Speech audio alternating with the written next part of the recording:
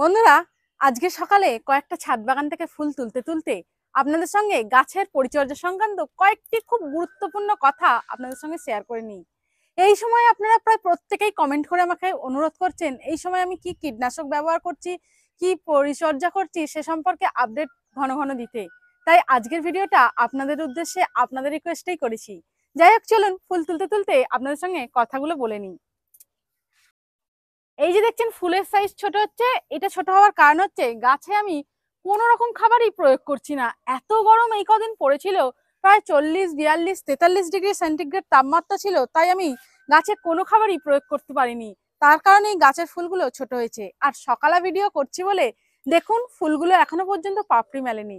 যাই হোক, ফুলগুলো তুলতে তুলতেই আপনাদের বলি, আপনারা এই সময় কিন্তু দেখতে পাচ্ছেন ছাদ বাগানে প্রচুর পরিমাণে মিলিবাগের আক্রমণ হচ্ছে। মিলিবাগের আক্রমণ আমার ছাদ বাগানেও হয়েছিল, কিন্তু আমি যেটা করেছিলাম কীটনাশক প্রয়োগ করেছিলাম। প্রতি সপ্তাহে একবার করে আগে কীটনাশক প্রয়োগ করতাম, এখন তার পরিবর্তে 4 দিন অন্তর অন্তর কীটনাশক প্রয়োগ করছি। তার কারণ কি জানেন? গাছে এত মিলিবাগ হচ্ছে যার কারণে এক সপ্তাহ অন্তর অন্তর কীটনাশক প্রয়োগেও কোনো সুরাহা পাচ্ছি না। তাই আমি খুবই পাতলা করে কীটনাশক ব্যবহার করছি। আর কি কি কীটনাশক ব্যবহার করছি সেটা তো দেখাবোই।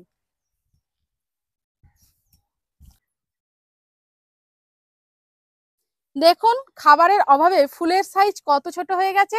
আমি কিন্তু আপনাদের পূর্বে দেখিয়েছি এই ফুলের সাইজ কত বড় হতো, কিন্তু এই বৃষ্টি না হওয়ার পর পর্যন্ত আমি খাবার দিইনি।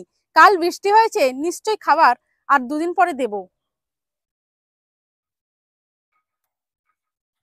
সকালে ভিডিও করছি আমি আবারও বলছি, তাই গাছের ফুলগুলো এখনো পর্যন্ত সম্পূর্ণ পাপড়ি মেলে উঠতে পারেনি। এগুলো দিনের আলোয় খুব ভালো মেলে ওঠে। আপনারা যারা ছাদ বাগান করেন প্রত্যেকেই জানেন, ছাদ বাগান করুন আর নাই করুন প্রত্যেকেই আমরা জানি রঙিন ফুলগুলো সকালে দিনের আলোয় কিন্তু পাপড়ি মেলে ধরে, তাই না? বিশেষত জবা গাছ। নমস্কার বন্ধুরা, আমি শর্মিষ্ঠা। আশা করি আপনারা যে যেখানে বসে ভিডিওটি দেখছেন প্রত্যেকে ভালো আছেন, সুস্থ আছেন, নিরাপদে আছেন। আর অতি অবশ্যই দেখছেন আপনাদের পছন্দের YouTube channel gardening and daily blog with Sharmistha. বন্ধুরা, আপনারা কিন্তু ভিডিও দেখছেন, ভিডিও পছন্দ করছেন, কিন্তু চ্যানেলটা সাবস্ক্রাইব করছেন না। চ্যানেলটা সাবস্ক্রাইব না করলে কি করে বুঝবো বলুন আপনারা আমার পাশে আছেন? আপনারা পাশে থাকলেই তবেই তো আমি আপনাদের পরিচর্যা সংক্রান্ত গাছের ভিডিও দিতে পারবো। তাই ভিডিওটা দেখার সঙ্গে সঙ্গে প্লিজ ফ্রি অফ কস্টে সাবস্ক্রাইব বোতামটা প্রেস করে দিন এবং পাশে নোটিফিকেশন অলটাও প্রেস করে দিন। তাহলে আমার ভিডিও পাবলিশ হওয়ার সঙ্গে সঙ্গেই কিন্তু আপনাদের কাছে নোটিফিকেশন চলে যাবে। যাই হোক, চলুন আমি এবারে আপনাদের দেখাই আমি আমার ছাদ বাগানে কি কি কীটনাশক এই সময় প্রয়োগ করছি এবং আপনারাও যাতে প্রয়োগ করতে পারেন, আপনাদের গাছকে পরিষ্কার রোগমুক্ত রাখতে পারেন, তার জন্য চলুন দেখিয়ে নিই। দেখুন প্রত্যেকটি ফুলই কিন্তু কত সাইজের ছোট হচ্ছে, শুধুমাত্র খাবারের অভাবে এটা হচ্ছে। আপনাদের যাদের হচ্ছে তারা এই সময় কিন্তু মিক্সারের পরিবর্তে যে কোনো তরল সার প্রয়োগ করতে পারেন। আমি মিক্সারটা প্রয়োগ করিনি বলেই কিন্তু প্রচুর পরিমাণে হার্ড পুডিং করার পর কুঁড়ি এসেছে, আর সেই কুঁড়িগুলো ফুলে পরিণত হচ্ছে এইরকম ছোট। এত গরম ছিল তাই আমি কোনো রকম গাছকে খাবার দিইনি, কারণ গাছেদের আমি বলেছি আগে তোরা বেঁচে থাক, ভালো থাক, তারপর আমি তোদের থেকে ফুল নেব। তাই তারা যেটুখানি ফুল দিয়েছে আমি তাতেই খুশি হয়েছি। তাই গাছগুলো কিন্তু প্রত্যেকটা দেখতে পাচ্ছেন ফ্রেশ রয়েছে, চকচকে রয়েছে, কোনোটা রোগাক্রান্ত নেই। তার কারণ একটাই, আমি এই সময় গরমে একটিও তরল সারও প্রয়োগ করিনি। যাই হোক বন্ধুরা, আমার তো ছাদ বাগান থেকে বেশ খানিকটা ফুল তোলা হয়ে গেছে পূজার। এবারে আমি আপনাদের দেখিয়ে নিই যেটার জন্য আপনারা অপেক্ষা করছেন, আমি কি কীটনাশক প্রয়োগ করি। আপনারা যদি আমার মতন গাছে রাসায়নিক কীটনাশক প্রয়োগ করতে চান তাহলে আপনারা সুপার সোনাটা ব্যবহার করতে পারেন। 1 লিটার জলে 2 ml গুলো ব্যবহার করতে পারেন। আমি সুপার সোনাটা ব্যবহার করি, একটা থাকা সত্ত্বেও আমি কিনে স্টকে রেখে দিই সুপার সোনাটা। এটা কিন্তু খুব ভালো একটি উপকারী ওষুধ। এই কীটনাশকটা আপনারা প্রয়োগ করতে পারেন যে কোনো 3-4 দিন অন্তর অন্তর, তবে খুবই পাতলা করে ব্যবহার করবেন। আমি 1 লিটার জলে 2 ml প্রয়োগ করি, আপনারা 1 লিটার জলে 1.5 ml প্রয়োগ করতে পারেন যদি 3-4 দিন অন্তর অন্তর প্রয়োগ করতে চান। এছাড়া আমি ব্যবহার করি প্রতি সপ্তাহে এটা একবার এটা একবার উৎসব।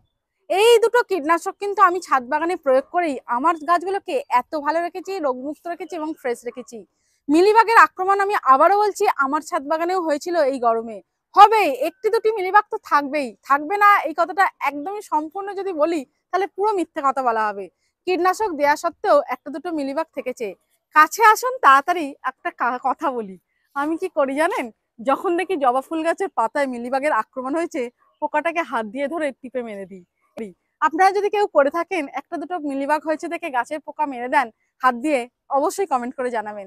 যাই হোক, আর সেসব কথা বাদ দিন, এবারে আপনি যে সবজি গাছে কীটনাশক প্রয়োগ করি সেটাও তো আমি আপনাদের দেখাবো, তাই না? সবজি গাছে তো আর এই রাসায়নিক কীটনাশক প্রয়োগ করতে পারি না, কারণ রাসায়নিক কীটনাশক যদি প্রয়োগই করব তাহলে বাজার থেকে কিনে খাবো, কারণ শখে চাষ করব, তাই বলুন? তাই আমি ব্যবহার করি এটা হচ্ছে নিম তেল। কখনো কখনো বাড়িতেও তৈরি করে নিম তেল ব্যবহার করি, আবার কখনো কখনো বেশিরভাগ ক্ষেত্রেই যেটা করে থাকি কিনে ব্যবহার করি। এই নিম তেলটা আমি ব্যবহার করি, খুবই ভালো আমার কাজ দিচ্ছে। ছাদ বাগানের প্রত্যেকটি সবজি গাছে কিন্তু আমার ভালো আছে। আর কি কি সবজি গাছ বসিয়েছি আমি তো আপনাদের পূর্বেই দেখিয়েছি। চলুন ভিডিওটা চলাকালীন আপনাদের আরেক ঝলক দেখিয়ে দিই আমার ছাদ বাগানে কি কি সবজি গাছ রয়েছে।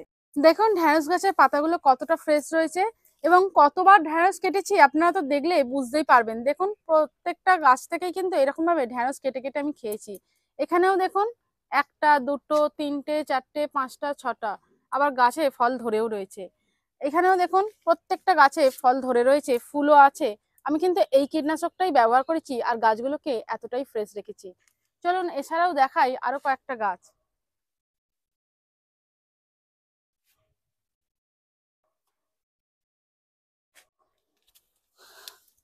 কালকেও আমি শাক কেটে নিয়ে গেছি, দেখতেই পাচ্ছেন সদ্য কাটা হয়েছে শাক। এটা হচ্ছে কলমি শাক। কলমি শাক কালও আমি কেটে নিয়ে গেছি এই ট্রে থেকে। আর বেশ কিছু শাক রয়েছে। আমি বারবারই বলছি, শুধুমাত্র এই নিম তেল প্রয়োগ করেই, দেখতে পাচ্ছেন তো প্রত্যেকটা পাতা কত সুন্দর চকচকে ফ্রেশ রয়েছে। সবজি গাছে আমি এটাই ব্যবহার করি, আর এটা ব্যবহার করি প্রতি সপ্তাহে দুবার করে।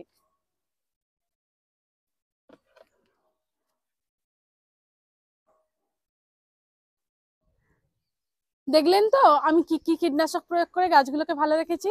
তাহলে আপনারাও আমার মতন এই কীটনাশকগুলো প্রয়োগ করে গাছকে ভালো রাখবেন। প্রত্যেক দিনই একটা দুটো করে এরকম গন্ধরাজ ফুল আমার ছাদ বাগানে ফুটছে, তাই একবার দেখিয়েও নিলাম আপনাদেরকে। বেল ফুলগুলো এবার কমে যাচ্ছে, আবার এদের যেখান থেকে ফুল শেষ হয়ে যাচ্ছে সেই বোঁটাটা থেকে কেটে দিচ্ছি। দেখুন এইরকম ভাবে কেটে দিচ্ছি, আবার সেখান থেকে নতুন নতুন ডগা বার হবে, আবার ফুল হবে। আপনারাও বেল ফুলগুলো হয়ে যাবার পর এইরকম ভাবে কেটে দেবেন। তো যে সকল বন্ধু এতক্ষণ ধরে ধৈর্য সহকারে ভিডিওটি সম্পূর্ণ দেখলেন তাদের অসংখ্য ধন্যবাদ।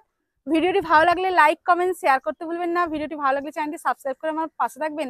আবার আপনাদের সঙ্গে দেখা হবে গাছেরই পরিচর্যা সংক্রান্ত অন্য আরেকটি নতুন ভিডিওতে। আপনারাও আপনাদের সমস্ত গাছ থেকে এইরকমই অল্প অল্প ফুল পান, এটাই আমার কামনা। ভালো থাকবেন, ধন্যবাদ।